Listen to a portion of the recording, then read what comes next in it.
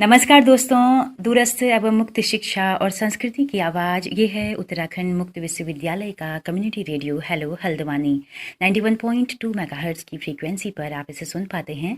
कार्यक्रम चल रहा है शिक्षा का पहिया और आज हम बात करेंगे एक ऐसे शिक्षक से जिन्होंने जो करियर था शिक्षण का वो बहुत शिद्दत के साथ निभाया और अभी 31 अगस्त को उनकी सेवानिवृत्ति हुई है। प्रधानाचार्य के पद से वो सेवानिवृत्त हुए हैं। तो आज हम जानेंगे कि पिछले 4 दशकों से उन्होंने जो पढ़ाया है, जो शिक्षण के पेशे को देखा है बहुत करीब से, वो किस किस तरह से बदल रहा है, उसकी अच्छी चीज़ें क्या हैं, उसके बुरी चीज़ें क्या हैं, सब पर हम बात करेंगे। तो आइए मिलते हैं भीम सिंह कुरंगा जी से। कुरंगा जी, आपका बहुत बहुत स्वागत है हमारे इस कार्यक्रम में। धन्यवाद मैडम, और सभी रेडियो सुनने वाले श्रोताओं को भी मेरा अभिवादन। सर, पिछले 4 दशक 4 दहाई और लगभग 42 साल आपने शिक्षण के पेशे में गुजारे हैं। सबसे पहले तो मैं जानना चाहती हूँ कि सेवानिवृत्ति के बाद का जो जीवन अभी आप 1-2 महीने बिता रहे हैं, वो कैसे बीत रहे हैं? क्या स्टूडेंट्स को आप मिस कर रहे हैं? कैसा होता है सेवानिवृत्ति का अनुभव? कहीं ना कहीं ऐसा तो नहीं फील होता कि यार रिटायर्ड हो गए, मतलब कि तो हताश हो रहे हैं, या फिर एक नए जीवन की शुरुआत करते हैं? नहीं, हताश तो नहीं है। और जैसा कि आज की नियमों के अनुसार सेवानिवृत्ति मेरी 31 अगस्त को हुई है। उसमें 2 साल का मुझे सेवा विस्तार भी मिला था। 62 साल की उम्र में मैं सेवानिवृत्त हुआ हूँ और मुझे ऐसा कुछ नहीं लग रहा है। हाँ, पिछली चीज़ें, पिछले विद्यार्थी लोग, पिछले स्टाफ के साथी लोग और अभिभावक लोग जो हैं वो नज़रों में आते रहते हैं और कभी कभार उनकी बातें याद आती हैं और अच्छा लगता है। कैसा था आपका जो 4 दशक थे शिक्षण के?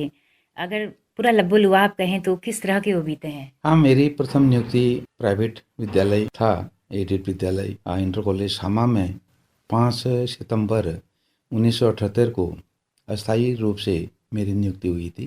तात्कालिक उन दिनों उनको तदर्थ नियुक्ति कहा जाता था। फिर किन्हीं कारणों से मैंने वहाँ पर 1.5 साल करीब काम किया। उसके बाद प्राइवेट विद्यालय में मैं रहा हूँ, 2 विद्यालयों में। 1985 से मेरी राजकीय सेवा शुरू होती है अनवरत रूप से। उसके बाद इसी राजकीय सेवा से ही मैं रिटायर हुआ हूँ। जब ज्वाइन आपने किया था वो दौर कैसा था आपके अपने गांव में, अपने इलाके में? क्या पहले शिक्षक थे जो इस पेशे में आए थे? किस तरह का माहौल था? मैं चाहती हूँ कि उस दौर को थोड़ा सा याद आप करें ताकि हम सब भी जो अब नई पीढ़ी के लोग हैं उस दौर से चीज़ों को रिलेट कर पाएँ। हाँ, अब 8वां दशक था, 80 का दशक था। आजकल की तरह चकाचौंध नहीं थी शिक्षा व्यवस्था में, नहीं इतना आईटी एडवांस था। और उन दिनों सामान्य रूप से पाठशालाएं या विद्यालय चला करते थे और बचपन से ही मेरा एक उद्देश्य रहा है कि मैं शिक्षक बनूं। पता नहीं मुझे क्यों लगता था कि ये अध्यापन जो है मुझे सबसे अच्छा शूट करेगा, तो बाकी मैंने कहीं सोचा भी नहीं और सीधे अध्यापन में ही लग गया। अच्छा दौर था, बड़ा शांतिपूर्ण दौर था। उन दिनों छात्र संख्या भी, चूँकि विद्यालय बहुत दूर दूर थे, तो 7-8 गाँव से एक विद्यालय में अध्ययन करने के लिए विद्यार्थी आया करते थे। और उस दौर में बहुत ज़्यादा शिक्षा का प्रचार प्रसार नहीं था। जिनके घरों में जागरूक गार्जियन हुआ करते थे या जो परिस्थिति पर से नहीं आ पाते थे तो वो विद्यालय में नहीं ही आते थे। आजकल तो काफ़ी मात्रा में छात्र छात्राएं घरों से विद्यालय को आते हैं। तो उन दिनों ऐसा होता था, जो पढ़ने वाले हैं उन्हीं को विद्यालय भेजा जाता था। सीधी सी बात ये हुई। और मतलब अब जैसे मैंडेटरी है सबके लिए जाना कि हाँ, सदैव हो जाना है। हाँ, ये तो उस वक्त जिसको थोड़ा सा शौक रहता होगा, जो थोड़ा पढ़ने में अच्छा है, हाँ, उसी को भेजा जाता था। और बाकी को अब जो, अगर विद्यालय नज़दीक है, हाई स्कूल है तो हाई स्कूल, इंटर है तो इंटर की शिक्षा ग्रहण करने के बाद वो अपने आजीविका के कार्यों में लग जाया करते थे। बड़ा अच्छा शांत वातावरण एक प्रकार के था और हम लोग आपस में बड़े संवेदनशील भी हुआ करते थे, विद्यार्थियों के प्रति भी, और विद्यार्थी और गार्जियन छात्रों के प्रति भी संवेदनशील हुआ करते थे। अब जब आईटी का ज़माना बढ़ा, 1985-86 नई शिक्षा नीति जो करीब करीब लगभग 90 से लागू हुई, उसे काफ़ी आमूलचूल परिवर्तन आया। और प्राइवेट स्कूल्स का बोलबाला जो है वो शुरू हुआ। हाँ, ये प्राइवेट स्कूलों का बोलबाला तो बहुत देर में शुरू हुआ है, 90 के बाद के दशक से ही ज़्यादा शुरू हुआ है। उससे पहले तो सरकारी विद्यालय ही हुआ करते थे, इसलिए तादाद भी बहुत ज़्यादा होती होगी। हाँ, क्योंकि स्कूल दूर दूर थे तो कई गाँव के बच्चे वहाँ पर आते थे, तो संख्या भी काफ़ी होती थी और एक सामान्य इंटरमीडिएट कॉलेज उस समय के जो थे उसमें करीब करीब 800-900 से लेकर के 1500 तक के बच्चे हुआ करते थे। और मैंने अध्ययन फिर इंटरमीडिएट की शिक्षा मैंने कांडा, तब तत्कालीन केआईसी कांडा कहा करते थे, वहाँ से हुई है। तो 1200 करीब छात्रों की संख्या थी उस समय और डेरा करके हम लोग रहते थे। एक आपसी सौहार्दपूर्ण वातावरण हुआ करता था। और छात्राओं की तादाद कितनी होती थी उस समय? लड़कियां भी होती थी, लेकिन ज़्यादा नहीं थी। लड़कियों का कम था वहाँ पर, महिलाओं का या छात्राओं का उतना प्रतिशत जितना आज अभिभावक लोग भेजते हैं उतना नहीं भेजा करते थे। वही अपनी आवश्यकताओं के अनुसार अब काम करना है घर में या कोई दैनिक कोई दिनचर्या निभानी है, उसी ढंग से जहाँ विद्यालय नज़दीक हुआ, दूर के विद्यालय में उनका कमोबेश बहुत ज़्यादा छात्राएं नहीं पढ़ पाती थी। सर, इतना बदलाव आ गया चीज़ों में, हर पेशा कहीं न कहीं एक तरह से दूषित हुआ है। फिर भी हम देखते हैं कि एक जो आदर्श है शिक्षक का वो अभी भी बना हुआ है, उसकी एक गरिमा अभी भी बनी हुई है शिक्षक के पेशे की। हम भले ही कितना कहें कि कुछ अपवाद स्वरूप हमें दिख जाते हैं कि कोई टीचर, कोई प्रधानाचार्य शराब पी के आ रहा है, इक्का-दुक्का मामले आते हैं, लेकिन फिर भी मुझे लगता है कि शिक्षक की ये गरिमा आज भी बनी हुई है। आपके दौर में तो बहुत ज़्यादा सम्मान हुआ करता था, कैसा था वो दौर? थोड़ा-सा शिक्षक के लिहाज से कहें तो गाँव में जैसे शिक्षक कमरा लेके रहते थे, तो पूरे गाँव के भी एक तरह से गार्जियन जैसे भी होते थे। तो अभी तो अब अप डाउन वाला सिस्टम चल गया है, उस पर थोड़ा-सा कुछ कहें? हाँ, जो हमारे गुरुजी लोग होते थे या हम लोग जो रहे हैं गाँव में, तो एक अलग अध्यापक का एक अलग ही अपना प्रभाव होता था उस क्षेत्र में। जहाँ पर भी हो, जैसे सयाने आदमी भी, यहाँ तक कि धूम्रपान नहीं करते थे शिक्षक के सामने, ऐसा जैसा भी था। संवेदना भी काफ़ी हद तक थी। हम लोग एक दूसरे के प्रति या एक परिवार दूसरे परिवार के प्रति या विद्यालय के छात्रों के प्रति काफ़ी संवेदनशील हुआ करते थे। अब जैसे जैसे इसका ये कंप्यूटर का या इसका प्रौद्योगिकी का, आईटी प्रौद्योगिकी का वो बढ़ा, तो थोड़ा सा परिवार भी एकल परिवार हो गए, तो सामाजिकरण भी बच्चों का कम होता है। और आजकल जो नया युग आया है, नया समय आया है, इसमें बच्चे के मम्मी पापा तक ही वो सीमित परिवार रह गया है। और हम लोग ये नहीं समझते हर बच्चा इम्पोर्टेंट होता है, लेकिन एक माली की तरह से जैसे गुड़ाई होती है, सटाई होती है, निराई होती है, तो उसी प्रकार से हम लोगों को माली की तरह से अपने छात्रों को, अपने बच्चों को, विद्यार्थियों को समय समय पर उनको एक डिसिप्लिन में रखना होता है, एक अनुशासन में रखना होता है। यानी कि उन दिनों अगर कोई छात्र अगर एक विद्यालय का कहीं बीड़ी पीता हुआ मिला, तो दूसरे विद्यालय या तीसरे विद्यालय या कहीं दूर के विद्यालय के शिक्षक ने उसको देख लिया तो वहीं पर उसकी धुनाई हो जाती थी। अच्छा। लेकिन अब समय बदल गया है, सब जागरूक हो गए हैं, तो इस मामले में भी ऐसा है। लोगों ने ये भी छोड़ दिया है, क्यों मुसीबत लें, क्यों किसी के बच्चे को परेशान करें, अपने से मतलब रखो। तो कुछ ऐसी प्रवृत्ति हो गई है, घट गई है, संवेदनशीलता घट गई है, थोड़ा सा घटी है, परिस्थिति बस घटी है। और बीड़ी सिगरेट भी मुझे लग रहा है कि अब वो ड्रग्स में हाँ, अब दूसरे किस्म का हो गया। उन दिनों तो उसी का था, फिर आजकल तो फिर कई प्रकार के हो गए, दिखते भी नहीं हैं। हाँ, जो समझदार होता है उसको बताने से, समझाने से। अब मेरा तो अपना विचार है कि इतना ज़रूरी होता है, डूज एंड डोंट्स को हमने ज़रूर उनको, विद्यार्थियों को बताना चाहिए। केवल पढ़ाई तक ही सीमित नहीं होती है हमारी जो दिनचर्या है। अब व्यवसाय केवल हमारा इतना ही नहीं है कि हम किसी बच्चे को पढ़ाते हैं तो मन में ये भाव भी रखें कि इस बच्चे को मेरा पढ़ाया हुआ फलीभूत हो या ये फलित होवे। अगर ऐसा ख्याल हम रखेंगे तो अपने आप ही फिर उनके साथ एक आत्मीयता बढ़ती है। अब एक डेली में पढ़ा दिया, ड्यूटी पूरी कर दी, वो वाला थोड़ा सा अब वो थोड़ा सा ट्रेंड ऐसा है, आपका कहना है? हाँ, समय के अनुसार परिवर्तित हो गया है। आपने राज्य बनने के 2 दशक पहले से भी आपने पढ़ाया है और उसके बाद भी 2 दशक तक लगभग पढ़ाया। क्या अंतर आपने पाया है राज्य बनने के बाद? क्या बड़े बदलाव आपको दिखे उत्तराखंड की शिक्षा व्यवस्था? ये जो नया राज्य बना हमारा 2000 से, तो उसके दौर में, राज्य बनने के दौर के बाद काफ़ी विद्यालय भी खुल गए हैं और क्षमता के अनुसार जिनको प्राइवेट विद्यालय में भेजना है गार्जियन वहाँ पर भी भेज रहे हैं। अभी नए दौर में विद्यालयों की संख्या इतनी ज़्यादा हो गई कि बच्चे के लिए चॉइस पर्याप्त हैं। अब वो जहाँ भी पढ़ाना चाहते हैं। अब इस दौर में कैटेगराइज जैसा हो गया है। कुछ बच्चे अब जो बिल्कुल निम्न वर्ग से आते हैं, निम्न आय वर्ग से आते हैं, सरकारी स्कूल उनके लिए रह गए हैं और बाकी जनरली अब उसके भी कारण हैं कई। एक तो अंग्रेजी का बोलबाला कुछ ज़्यादा है, तो अंग्रेजी के बोलबाले से लोगों को ऐसा लगता है कि जिसको अंग्रेजी अच्छी आती है तो वो बहुत अच्छा दिमागदार हो सकता है, लेकिन वास्तव में ऐसा नहीं होता है। हो सकता है कि उसमें शिष्टाचार की कहीं पर कमी हो सकता है कि कोई अन्य चीज़ों में कमी हो, लेकिन एक बन गया है, उसमें ट्रेंड बन गया है। अब हो सकता है इसका कारण ये भी हो कि पर्याप्त विद्यालय खोलने के बावजूद उसमें पर्याप्त स्टाफ नहीं रह पाता है। कभी टीचर रिटायर हो जाता है तो साल भर तक पद खाली रह जाता है। वैसे होना ऐसा चाहिए कि टीचर का पद कहीं पर भी खाली न हो। गार्जियन तो पैसा बचाना ही चाहेगा ताकि उसको अन्य चीज़ों में भी उसके लिए लगाए।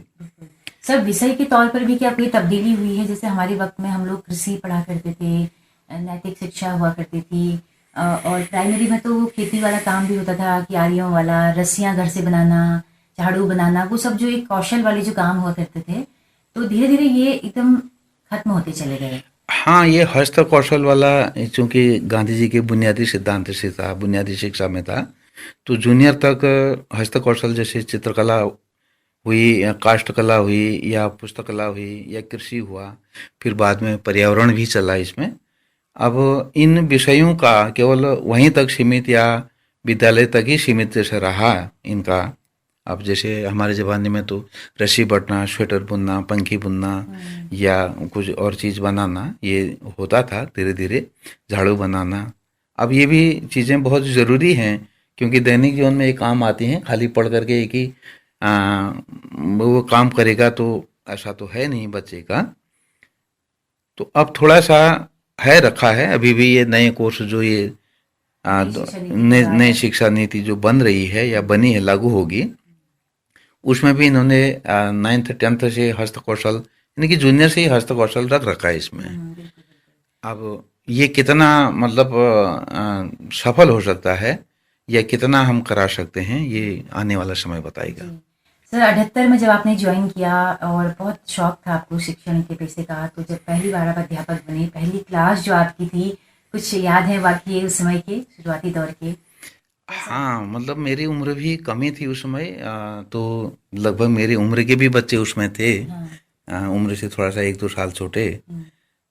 तो वो ट्रेंड नहीं था जैसे इस प्रकार का होता है कि अन्य गुरुजी लोगों से मैं थोड़ा दब करके रहता था, क्योंकि मेरे ही गुरुजी लोग रहे थे वो।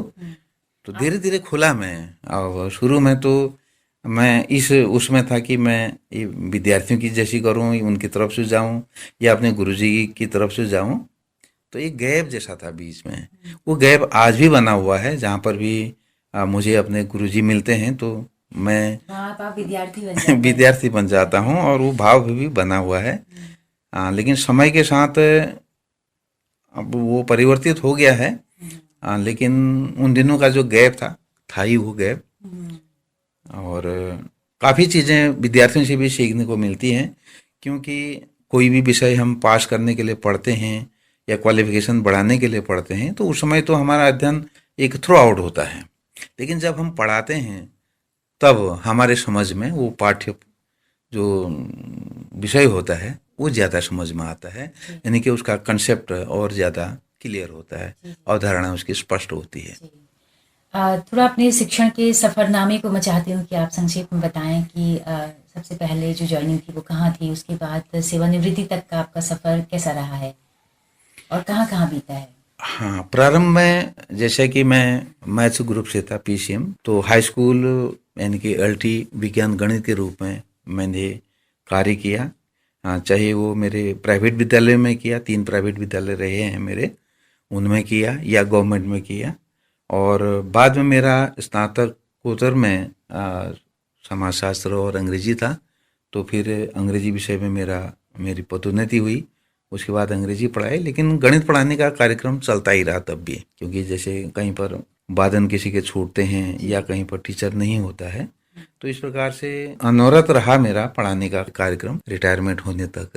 मैं चाहती हूँ कि बताएं कि आप कहाँ कहाँ रहे, कौन कौन से स्कूल में आपने सेवाएं दी हैं। हाँ, पहला विद्यालय तो मेरा घर का विद्यालय था, इंटर कॉलेज शामा, तब तो हाई स्कूल हुआ करता था वो। दूसरा विद्यालय इसके बाद मेरा बैतडी डिस्ट्रिक्ट में है, पाटन एक जगह है, तो वहाँ पर रहा मैं करीब 3 साल। फिर उसके बाद अब वो भी इंटर कॉलेज हो गया है, कार के नगर धर्मघर में रहा मैं 3.5-4 साल।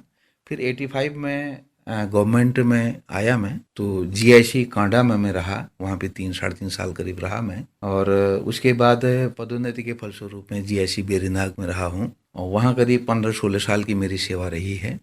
उसके बाद लगभग 1 साल पदोन्नति के बाद मैं जीआईसी कांडी किरोली में भी रहा हूँ, और उसके बाद स्थानांतरण में मैं ये विक्टर मोहन जोशी स्मारक राई का बागेश्वर में आया। तो 2017 में मेरी पदोन्नति प्रधानाचार्य के रूप में हुई, तो लास्ट विद्यालय मेरा पगना रहा है, वहाँ पर वो बागेश्वर से नज़दीक है। और बागेश्वर में रहते हुए, क्योंकि डिस्ट्रिक्ट हेडक्वार्टर का विद्यालय है, तो कई कामों को हमें करना पड़ा, वहाँ पर किया करते थे हम लोग। उत्तराखंड ओपन यूनिवर्सिटी में 2010-11 से मैं भी सहायक कोऑर्डिनेटर के रूप में अध्ययन केंद्र में काम करता था, और हमारे जो कोऑर्डिनेटर थे वहाँ पर वो दीपचंद जोशी जी थे, वो राष्ट्रपति पुरस्कार वाले हैं, गणित विषय है उनका, प्रवक्ता गणित के रूप में। और मुझे अच्छी तरह से याद है 2012 नवंबर को, 25 नवंबर 2012 को हमारे जो कंप्यूटिंग है और छात्र संख्या है, और इस कारण उत्कृष्टता पुरस्कार भी उत्तराखंड ओपन यूनिवर्सिटी के द्वारा दिया गया था 25 नवंबर 2012 को। उसमें 2 विद्यालय थे शायद, और एक हमारा विद्यालय भी उसमें था। वैसे तो शिक्षक को अपना हर विद्यार्थी प्रिय ही होता है, लेकिन ऐसा कोई खास आपके स्टूडेंट रहे हों जो आज एक बहुत अच्छे मुकाम पे हों और जिन्हें आप याद करते हो आज भी? हाँ, कई बच्चे कई हैं जो अच्छे अच्छे पदों पर रहे हैं। शिक्षा का एक स्वर्णिम दौर था वो, लगभग 90 के दशक तक का। तो उसमें सबसे ज़्यादा, क्योंकि विद्यालय में छात्र संख्या ज़्यादा थी, जैसे मैं जीआईसी कांडा में रहा हूँ, तो 37 का स्टाफ था उधर, और करीब करीब 1100 उसमें छात्र पढ़ा करते थे। हाई स्कूल में 10th में 5 और 9th में 4 सेक्शन हुआ करते थे। तो ये एक अच्छा दौर था, और टीचर भी, जो गुरुजी लोग साथी हमारे होते थे, वो भी अपने कार्य के प्रति पूरा दायित्व बोध जो होता है उनका, वो पूरा करने वाले रहे हैं। तो कई विद्यार्थी हैं इसमें, अब किसी एक का नाम लेकर के तो फिर बिल्कुल। हाँ। लेकिन एक बहुत ही सुखद आत्मसुख होता है कि जो टीचर होता है उसको स्टूडेंट जहाँ भी जब भी मिले तो वो एक पूंजी होती है उनकी, बड़े याद रखते हैं वो टीचर्स को अपने। तो आपको मिलते हैं अभी गाये बगाए आपके कोई स्टूडेंट्स? हाँ, मुझे काफ़ी स्टूडेंट इस प्रकार के मिलते हैं। मेरी उम्र के लोग फेसबुक पर तो अभी कोई ज़्यादा बहुत नहीं है, कुछ ही लोग हैं मेरी उम्र के, लेकिन 90% से ज़्यादा जो मेरे फ्रेंड्स हैं इसमें सोशल मीडिया पर, तो मेरे स्टूडेंट्स हैं वो। और वो भी याद करते ही हैं, और मैं भी उनको याद करता हूँ। अच्छा लगता है कि चलो हमने हमारा बोया हुआ पौधा जो है, लगाया हुआ पौधा, पाला पोसा पौधा एक अच्छे मुकाम पर पहुँचा है। और एक विशेष खुशी तब होती है, अब वो हर क्लास में बहुत अच्छे बच्चे भी होते हैं, कुछ बिगड़ेल भी होते हैं, कुछ जो थोड़ा सा अनुशासनहीनता दिखाया करते थे या जो पढ़ने में कमज़ोर थे, उन बच्चों को डांटने डपटने पर या उनको समझाने पर वो समझे, तो वो कई विद्यार्थियों से ज़्यादा आज मुझे रिगार्ड्स देते हैं। मुझे अच्छा लगता है कि वो सुधरे और उन्होंने अच्छा मार्ग अपनाया और एक अच्छी स्थिति में है वो, चाहे पैसे की वजह से हो, चाहे पोजीशन की वजह से हो, चाहे राजनीति में हो या कहीं पर भी हो। तो अच्छा लगता है, संतोष होता है अपने विद्यार्थियों को देख करके। तो दोस्तों, आप सुन रहे हैं कार्यक्रम शिक्षा का पहिया और भीम सिंह कोरंगा जी से हम बात कर रहे हैं, जो कि अभी सेवानिवृत्त हुए हैं 31 अगस्त को। और हम सुन रहे हैं उस दौर की बातें जब 78 में उन्होंने ज्वाइन किया था और लगभग राज्य बनने के 2 दशक पहले उन्होंने काम शुरू किया है और 2 दशक बाद तक उन्होंने पढ़ाया है। तो उस पूरे दौर को पूरे एनालाइज तरीके से हम आज समझ रहे हैं। सर, हम देखते हैं कि टीचर्स को अक्सर बहुत सारे कामों में सरकार के द्वारा लगा दिया जाता है। आपको लगता है कि इससे शिक्षण प्रभावित होता है, या आपको लगता है कि ये जिम्मेदारी है हमारी एक? हाँ, ये थोड़ा सा समस्या ही है, क्योंकि कई कामों में उसको लगना होता है, कई कामों को पूर्ण करना होता है, क्योंकि शासन से या वहाँ से आदेश आते हैं और आदेशों की अवमानना भी हम नहीं कर सकते हैं।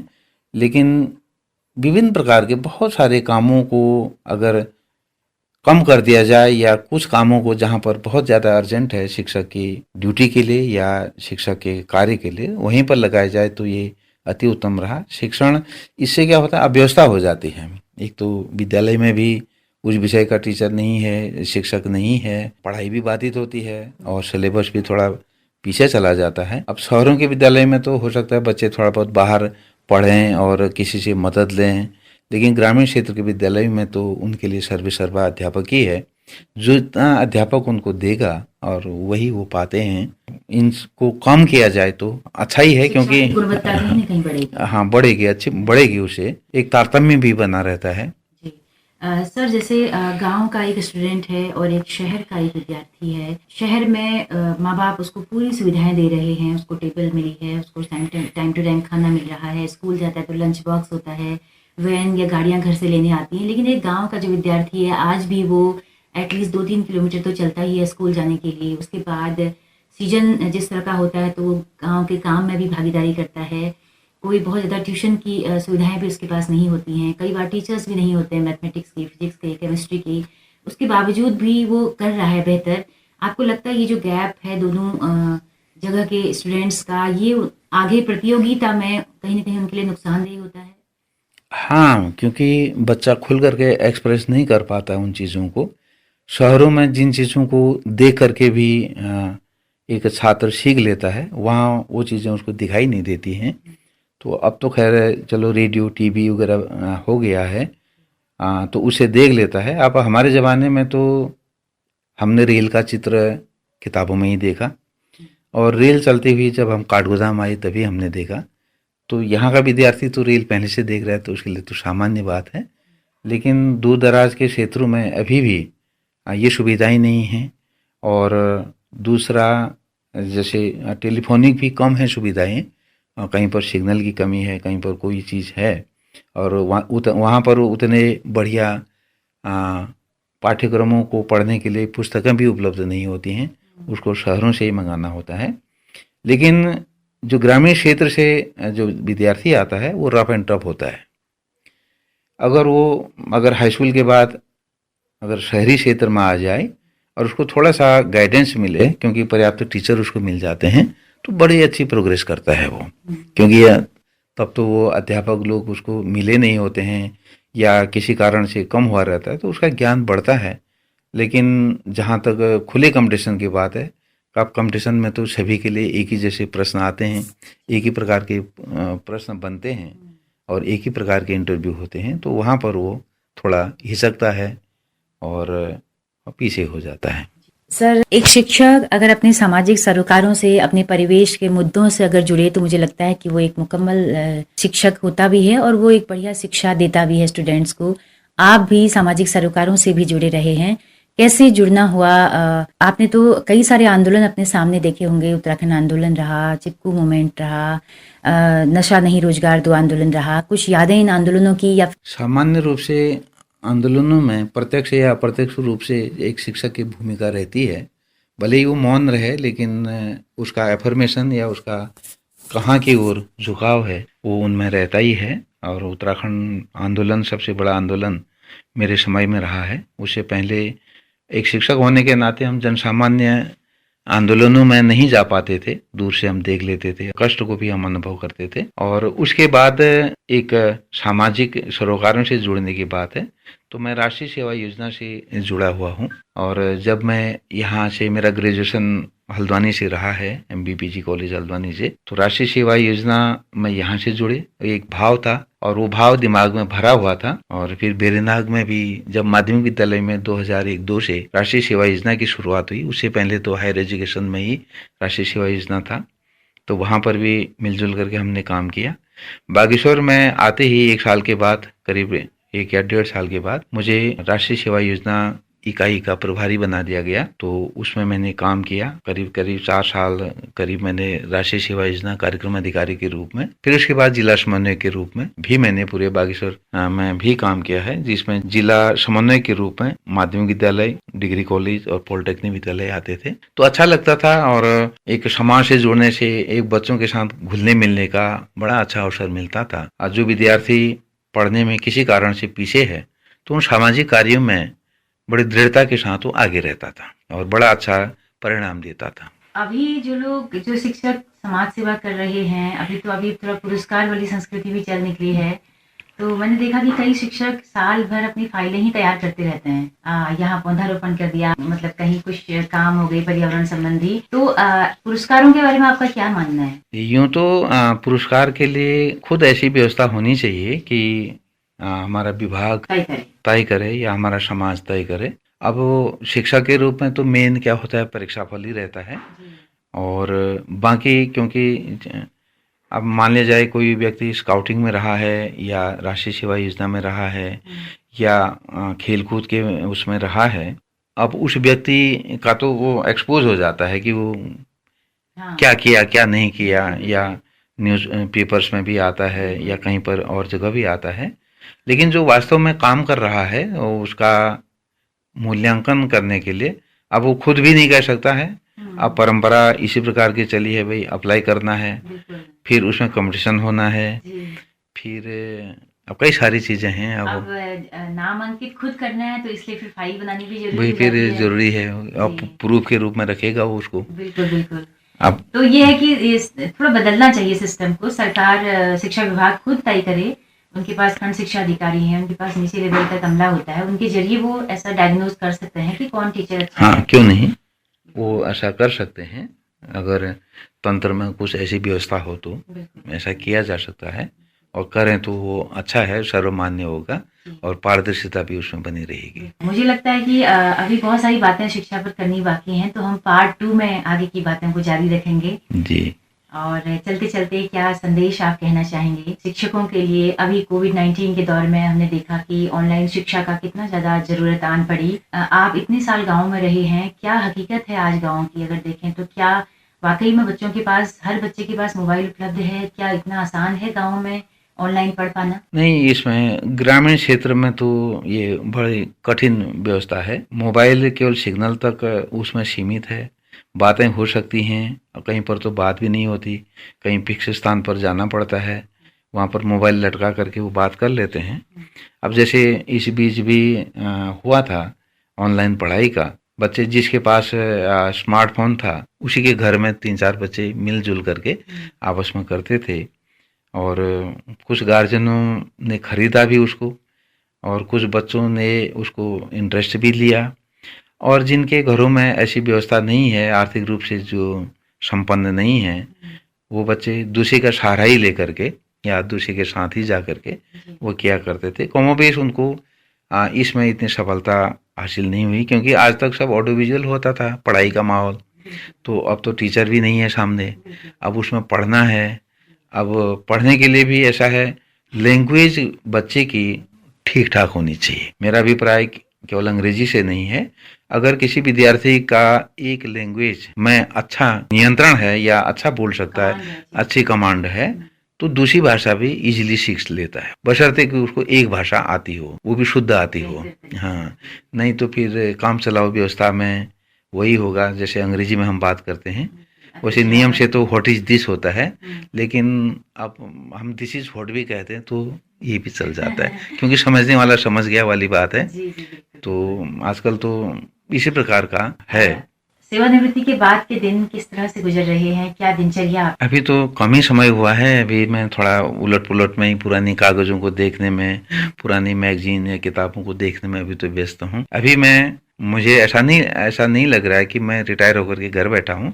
मुझे ऐसा लग रहा है कि मैं जैसे छुट्टी में हूँ। अच्छा। ऐसा जैसा अभी लग रहा है, क्योंकि जब मैं विदा हुआ तो लास्ट वक्त भी मुझे पर्याप्त संख्या में विद्यार्थी नहीं मिल पाए। हालांकि ग्रामीणों ने बड़ी अच्छी व्यवस्था कर रखे थे। ग्रामीण जो हैं वहाँ के प्रधान लोग हैं, जनप्रतिनिधि लोग हैं, उन्होंने विदाई कहा, लेकिन डर डर करके फिर वो भी विदाई कहा। हाँ, कोरोना के टाइम पर रिटायर हुआ हूँ। तो मुझे नहीं लग रहा है कि मैं अभी रिटायर हुआ हूँ, क्योंकि वो लास्ट में जो विदाई होती है, बच्चों को संबोधन करना होता है, तो वो चीज़ें नहीं हो पाई। आगे के एपिसोड में हम आगे की बातें करेंगे, क्योंकि बहुत सी चीज़ें छूटती हैं। 40-42 साल का सफ़र आधे घंटे में पूरा नहीं हो सकता है। मैं चाहती हूँ कि बहुत सारी चीज़ें निकल के आएँ, बहुत अच्छी कुछ पुराने वाक़ये आएँ, पुराने किस्से आएँ, तो आप उनको रिकैप करिएगा अपने माइंड में। जल्दी ही हम लोग मिलेंगे। तो बहुत बहुत शुक्रिया सर, हमारे तमाम श्रोताओं से रूबरू होने के लिए।